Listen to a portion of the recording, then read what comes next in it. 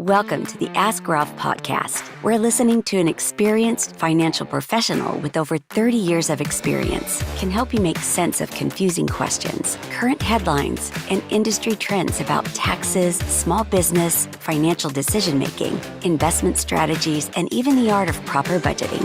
Ask Ralph makes the complex simple by sharing his real-world knowledge from a Christian perspective with all things financial. Now here's your host, Ralph Estep Jr.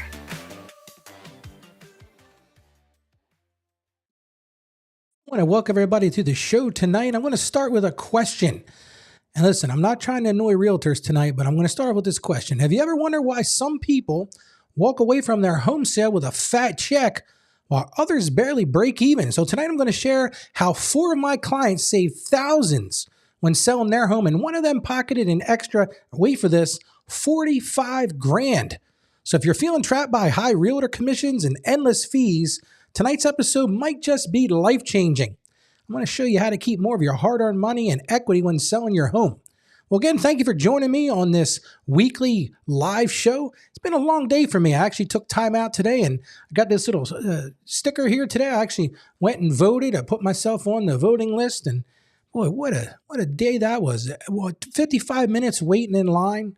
Got up. This is early voting in Delaware, but we got it done and got it all ready to go. And don't forget, this weekend we got a big time change coming up, so you're going to fall backwards.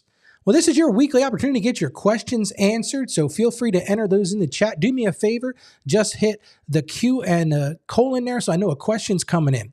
And if you don't have time to comment, you can comment tonight as well if you'd like to. But if you don't want to put your questions in the chat, you can also go to justaskralph.com. It's a great place to send over a question. And don't forget, I do this daily podcast every day. You can find that at askralph.com. It's also released on YouTube, Rumble, and listen, we're going live tonight on several platforms. We're live on YouTube, we're live on Rumble, we're live on LinkedIn, and we're live on our Facebook Insiders group. And I'll talk in a minute about how you join that. But all these things we do on a daily basis. Also, I do a daily blog. So if you're interested in finding out more about the show, just go to askralph.com.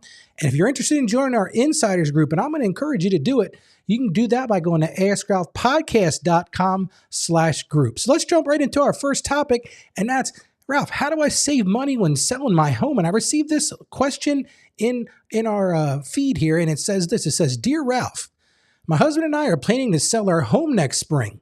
After meeting with a realtor, I'm shocked at how much we'll lose in commissions, repairs, and staging costs. Between the 6% realtor commissions and everything else, we're looking at giving away over $30,000 of our equity. There must be a better way. Can you help? We always like to start the show with a Bible verse, so I dug deep and I found this one from the book of Proverbs. It's verse 21:5, and this is what it says. It says this, it says, the plans of the diligent lead surely to abundance, but everyone who is hasty comes only to poverty. And I really feel like that is a great place for us to get started today. So let's get right into this. So I'm going to share some stories of clients that I've had over the years. I've been doing this for a long time, almost 30 years now, and talk about some ways that you can save money. Now listen, I'm going to start by saying, I'm going to talk about some topics tonight about for sale by owner, and I'm not trying to short any realtors because definitely realtors are great assets to have, but I'm going to talk about some of these things that you could do potentially to save money. So the first one I'm going to call it story number 1, and this is Mike and Jennifer's for sale by owner success. Now let's picture this. Mike and Jennifer were looking to sell their $300,000 home, but when they looked at it, they were concerned about paying $18,000 in realtors commissions. So you might say, Ralph, what did they do? Well, here's what they did in their particular case. They used what's called a flat fee MLS listing service. What that means is that's the multi-list where you can go and have your house listed so that everyone can see it. Now, in this particular case, it only cost them $500 to put it on the multi-list. The next thing they did was they took professional, high-quality photos themselves. Everybody's got these iPhones and Android cameras that really take nice pictures. Again, I'm not slighting professional photographers because there are great services they offer as well. Now, because they were selling it for sale by owner, they had to handle those showings personally. Well, in the end, they ended up selling their house. I guess it was priced right, and they saved $17,500 in commissions because, again, they had to pay that $500 for the listing service. Well, you might ask, Ralph, what was their key to success? Well, their particular key to success was they had excellent online marketing and pricing. They put the home on the price that was correct from the start. I talk to a lot of realtor clients, and a lot of times what they'll tell me, they'll say, Ralph, listen, the problem with most customers, they think their house is worth more than it's worth. And yeah, you can put your house on the market. I was just talking to my administrator here before she left tonight, and she's got a neighbor that's selling a house there by where she lives. And this particular person listed her house for probably 20 or 30,000 more than what he's going to get for it. And now he's just been in this stage is just dropping the price and dropping the price and dropping the price. So the other key factor to this, and I'm not a real estate agent, but you got to price it correctly. So let's look at story number 2, and we're going to call this one Barbara's Smart Renovation Strategy. Now, Barbara was ready to spend $20,000 on pre-sale renovations. He came in and talked to me, and instead, here's what she decided to do. I kind of convinced her about this. I said to her, Barbara, here's what I would suggest you do. Focus only on those essential safety issues. Don't worry about fixing everything under the sun. And what you could do if you want to entice the buyers is maybe offer them a buyer's credit. Do that instead of making repairs, because they might want to do something totally different than what you were thinking. You might have went through and made paint changes or something like that, and they might really dislike the colors, and they might say, you know what, I would rather the paints were this, or I'd rather do this. And this is the thing, if you talk to realtors, they're going to tell you this is the truth. The thing that Barbara did was she did some basic landscaping herself, because think about first impressions. When you're out looking at a home, the first thing you see is that curb appeal, that basic landscaping. I know when my wife and I have been out looking for homes, we go up to a house, and if it's a disaster from the outside, you pretty much are guessing what you're going to see on the inside. So the other thing Barbara did, this is one you got to do, because I've been through some houses that need to be cleaned. Well, Barbara deep cleaned, and she staged her house with existing furniture. And she wasn't one of these people that looked like an episode of Hoarder. She went through and put things in their proper places. She put some stuff in storage so that she wouldn't have all these problems to deal with that it looks like an episode of Hoarders, like I said. Well, you might be asking, Ralph, what was the result? Well, here's what the result was. She sold her home for the same price, but here's the kicker. She saved $15,000 in unnecessary renovations. So that's why I called that Barbara's Smart Renovation Strategy. Let's look at story number 3, and this is the Rodriguez family timing victory. And sometimes at real estate sales, it's all about timing. So the Rodriguez family needed to sell quickly, but they wanted to sell smartly. So what they did was they researched the market conditions. They took a good look at what the market was really bearing, and they listed their home during the peak season, which is generally early spring. You're not going to sell your house quickly during the holidays. People just don't want to move. And the other thing that the Rodriguezes did was they priced it correctly from day one. And a lot of people don't understand this. But if you price your house wrong, guess what? You're going to carry the cost of that house moving forward. You're going to have to pay the mortgage interest. You're going to have to pay the utilities. So you have to factor that in. Let me give you a quick example. Let's say that you could reduce your house cost by $10,000 and sell it right away. Well, what are you going to pay in mortgage interest? What are you going to pay in utilities? What are you going to pay in insurance on the carrying side? So you got to consider that. And here's what the Rodriguez, here's the result. They sold their house in 5 days, and they saved $12,000 in total cost. I would say that's a win for the Rodriguez family. And my final story, this is story number 4. I'm calling this one Tom's Do-It-Yourself Marketing Success. Now listen, we are all not marketing gurus, but Tom certainly understood it, because guess what? Tom was a retired photographer. And what he did was he saved big. He took his own professional photos. He was able to create virtual tours with his smartphone. He used some free real estate listing sites, and he understood social media marketing. So he leveraged that. And guess what? In the end, he saved $45,000 in sales commissions on his luxury home sale. Well, maybe you got questions. If you have any questions, let me know in the chat. If you're implementing any of these strategies right now, let us know in the chat which ones you guys are using right now.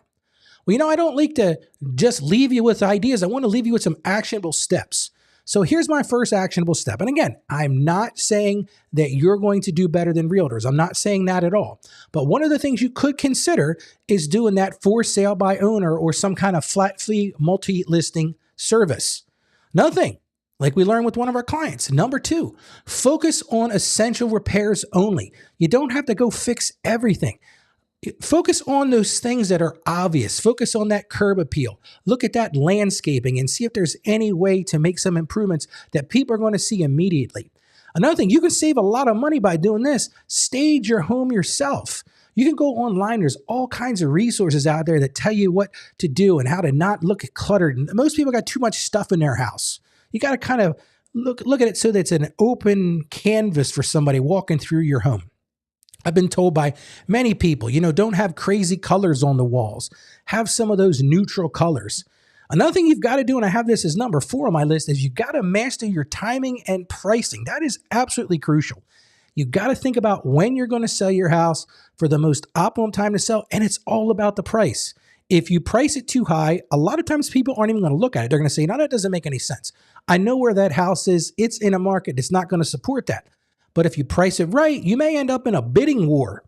And then the other thing I'm going to recommend that you do is leverage those free marketing tools. Hey, we've all got social media accounts. We've all got those things that we can talk to. Send it out to everybody that you know and see what happens.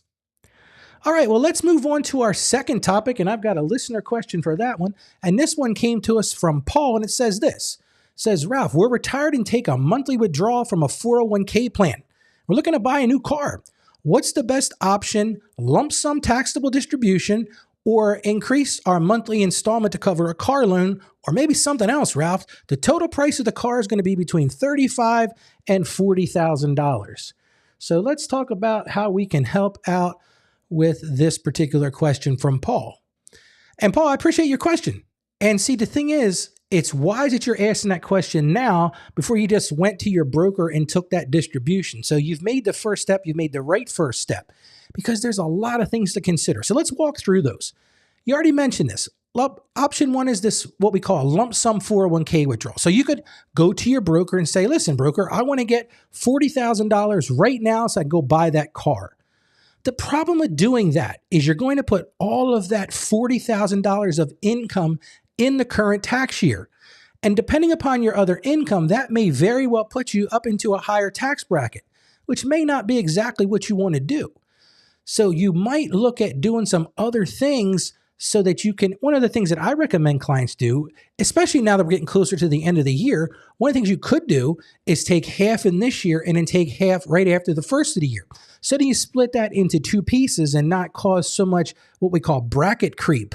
You also could meet with somebody like me and say, how much could we take till we get to that next tax bracket? It's what we call bracket packing. So that would be a good idea as well. And the other thing you got to think about, I talked about this on the show the other day. You have to look at your retirement as a garden. You planted this garden, you put the seeds in, you fertilized, you took time. You want to make sure that you're not taking all those things out of the garden all at the same time, because then you're going to lose that tax deferred growth on that money. So that is an option. You could do the lump sum. Now, the other thing you alluded to was potentially doing a monthly 401k withdrawal. Well, the benefit to that is now you're going to spread that tax impact over multiple years. You're not going to have it all in one year. You're basically going to take enough to cover whatever that monthly payment would be. And the benefit to that, it keeps more money invested for potential growth. You're not taking it all out at the same time.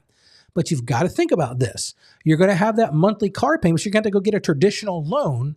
And then you're going to have to consider that you're going to pay that loan. You're probably going to pay some interest on that loan.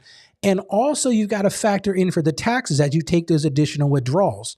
So again, that's another option. And depending upon your particular situation, it may not be the best option, Paul. So again, I think you need to talk to somebody, sit down with them, put pen to paper, and really think about it. And I'm going to throw out an alternative here. One of the things you might want to think about is consider traditional auto financing, because that may be more advantageous to you. Look at what the current loan rates may be. Maybe if you got excellent credit, you can go get a really low or no interest rate loan. And then you could keep that money in your investments, and you might earn enough right from your investments to cover even if you're paying a small amount of interest. And the best of all, it keeps that garden planted and it preserves your retirement savings. So you're asking me for my recommendation. Here's what I'm going to tell you. My recommendation would be to explore traditional auto financing first. I think you would better off to do that anyway, because to drop all that money in 1 year is no doubt going to cost you more than if you spread it out, or even if you took my advice and did it over 2 years. Now, if that's not feasible, the increased monthly withdrawal option is generally more tax efficient because you're not dumping all of that lump sum into a particular year. And as I always say on the show, this is not specific advice for you. You want to go meet with somebody, you can schedule an appointment with me by going to askralph.com. You'll see a banner ad that says book a call with Ralph. I'm going to encourage you to do that because we can take a look at your overall tax situation, put everything into a model and say, what is the best way to do this? Now, another topic that came in is what's called Delaware Earns. And this is one that was sort of talked about in a Facebook group. And a lot of people are wondering what's going on here. Now, this is generally for our Delaware clients, but it affects both employers and employees in Delaware. So I want to take a few minutes and talk about it. The idea here is that for those small businesses that don't have a retirement plan, the state of Delaware, and I'm not saying I support this or don't support it. I kind of like the idea of it. It worries me, the implementation, but basically here's how it works.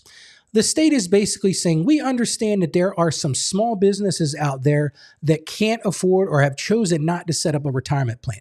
So the state's created this retirement plan. It's called Delaware Earns. And this is going to allow employers, now some of them are mandated, you'll have to go look at the specifics for this, but for the non-mandated ones, you can always ask to be joining this group. But here's the employer benefits. So there's no cost to employers. They're going to do it for free. It's fast. It's easy to get started. You'll work with your payroll processor directly. Like we have clients that we do payroll for. We're going to be able to handle this for them. It'll just be a deduction from the employers. And then it goes right from the employee's paycheck to the state. And here's the thing, it's going to be a way to make you competitive in that job market because you're going to be able to offer access to a great benefit to your employees. And like I said, it costs nothing. If you wanted to offer a 401k plan or some other traditional plan, it's going to cost you something to do that. Now, I'm a big fan, and this is sort of a sidetrack, but I'm a big fan of what's called a simple IRA plan. And if you're an employer, you could consider doing that. That's what I offer here at my firm for my employees. The simple IRA plan really doesn't cost the employer anything besides the processing time to do the payroll. And then you have to match up to 3%. There's a bunch of little nuanced things you can do. But then what happens is effectively there's no cost to that because the employees basically bring their own IRA account that they have with their broker. Usually you work with the same broker. That way they can construct the IRA accounts and put them all in the same spot. But they bring their own person to the table and then they pay whatever fees there are. So it's a way to offer that for free. But this Delaware Earns program sort of works the same way. It requires very little time and administration. And here's one of the things they really sell it on. There's no fiduciary responsibility for employers. So the employers don't have to worry about testing, have to worry about, how much money people are making and all that sort of thing. So it's really a good program from the fiduciary responsibility. It doesn't cost the employer anything besides implementing it and then, giving access to your employees and letting them take it out of their paycheck. Well, now let's talk about the employee side of this, because that's actually what somebody was talking about in one of these Facebook groups. They said, hey, this is not good. They're going to automatically take 6% of your pay. And guess what? That is true. Unless your employer opts out of the program. If your employer already has a retirement plan that you're able to contribute to, even if you choose not to, they're opted out of that plan automatically. Now, if your employer doesn't and they're covered by this plan, yes, you will automatically be enrolled at some point in the future, but you can go right to their website and you can decide not to do it. But here's the benefits to it. If you don't have a retirement plan, listen, if you're banking on Social Security to be your only form of retirement, you're going to struggle. We did a show the other day, was a person that was on the show with a guy, he interviewed me as a health show. And he asked me, specifically about how can you get to that stress-free retirement? Well, one of the things we talked about on this show is the sooner you can start to put away money for retirement, the better off you're going to be. It's creating that habit. So that's one of the things I like about this program. If you've got that employer who doesn't have that plan, then this is a way for you to get started. Doesn't cost you anything either because it's all managed by the state and you can customize your contributions and it's voluntary. You can stay enrolled automatically or you can opt out of it. And the thing and now this hasn't been fully built out. So I got to be honest with you. I've tried to contact the state of Delaware about this and they're working on getting it all instituted. They're sending out letters to employers who are affected by that. So if you're an employer and you've got more than, I want to say 10 employees, don't hold me to that. I can do a follow-up show later, talks about exactly how many there are. But if you're an employer covered by that, you'll get a letter from the state of Delaware, they're telling me, where you can go and opt out, or you can tell them, hey, I've already got a plan, or go ahead and get creative with that plan so that you can get your employees on that. So I think that was some really good information there. So I don't see any questions coming in on the chat. So I'm just going to kind of move on here and let me ask you a few questions. Do you ever feel like you're overwhelmed with your finances? I mean, really, do you feel like you're all alone? Are you looking to find financial freedom? Do you want to escape the bondage of debt? Do you want to align your finances with your faith? Here's another thing I ask people all the time. Do you feel like your dreams are slipping away? Do you live in a constant state of financial instability? Do you feel like you're living paycheck to paycheck? And here's the big question. Do you feel frustrated? Do you feel hopeless? And do you feel stuck? Well, guess what? I've got some great news. There is hope for you. And I talked about this earlier in the show. I'm going to invite you to join the Ask Ralph Show Insiders group. We've got this community of people who feel the same as you. These people are facing the same challenges as you. I face the same challenges as you. But the difference is in the group, we're mastering our finances. We're living our dreams and we're finding peace of mind. And listen, like I said, we're feeling those same pain points, but we're seeking to balance our finances with the faith. And best of all, and this is the best part of the whole thing, the Insiders group is sharing answers. It's the whole point of the group. We're sharing solutions. And most importantly, we're sharing hope. Now you can apply to join the community by going to askralph.com/group and just complete the questionnaire. I'm going to encourage you to do it now and become a member of the Insiders team. Well, thank you for joining me tonight. Remind you that every Tuesday night, this is available for you at 7 p.m. Eastern Time. It's a way to come and get your questions answered and join our community and talk about what's on your mind. I'm going to encourage you to share the show with others. Share it with your friends and family. Tell them, hey, you got to go check out this guy, Ralph. And if they can't make Tuesday night, send them to AskRalph.com. Check out the podcast. Maybe like to listen to them. They can watch them on YouTube and Rumble. We do shorts. We do reels. Listen, we got it going on over here at the Ask Ralph Show. But this is the key. My passion is to help you achieve your financial success. That's what I want to see you do. I want you to achieve financial success. I want to see you live out your dreams. I want to see you grow in your faith. And I know together, joining our group and working with me, I can help you master your finances from that Christian perspective. So as I always end the show, if you listen, I want you to stay financially savvy out there, and may God bless you. Thank you for joining us on the Ask Ralph podcast. And with a simple click to subscribe, we'll invite you back to our next episode. And remember, financial issues don't have to be complicated. Just ask Ralph. The information contained in this episode of Ask Ralph is based on data available as of the date of its release. Saggio Accounting Plus and Ask Ralph Media, Inc. is under no obligation to update this content if changes occur. Applying this information to your specific situation requires careful consideration of all facts and circumstances, and any information provided is not to be considered as financial, tax, or legal advice. Please consult your tax advisor or attorney before acting on any material covered.